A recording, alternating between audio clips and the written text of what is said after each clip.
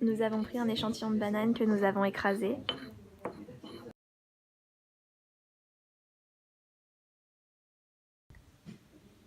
On ajoute 6 cuillères d'eau.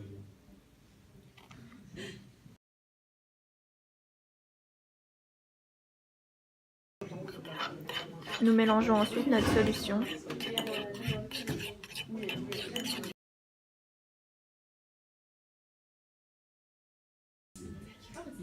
Ensuite, nous ajoutons 2 cuillères à café de liquide vaisselle. Puis nous mettrons ensuite une pincée de gros sel.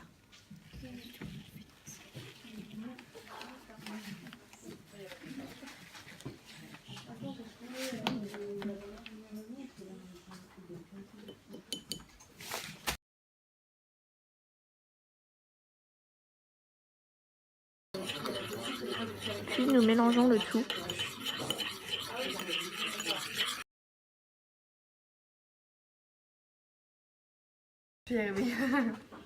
Nous avons déplié une compresse que nous avons mis dans un entonnoir afin de reproduire un filtre.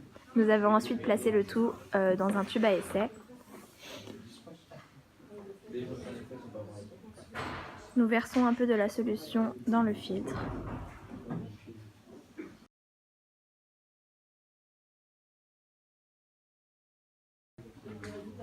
Nous filtrons la solution et nous obtenons quelques centilitres de liquide clair contenant les cellules éclatées.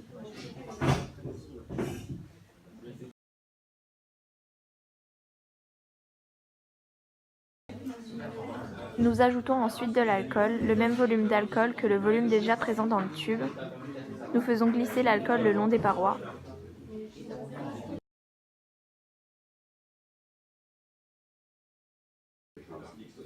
Nous obtenons ce résultat.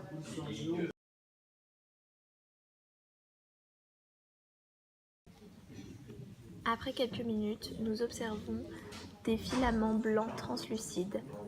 On peut comprendre alors que le liquide vaisselle, par son action, casse seulement les membranes qui entourent les cellules et qui sont composées de lipides. L'ADN contenu dans le noyau peut alors s'échapper dans le liquide. L'alcool était moins dense que l'eau salée, il reste à la surface du mélange en formant une couche bien visible.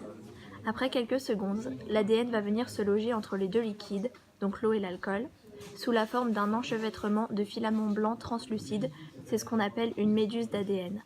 Nous comprenons alors que la banane contient de l'ADN.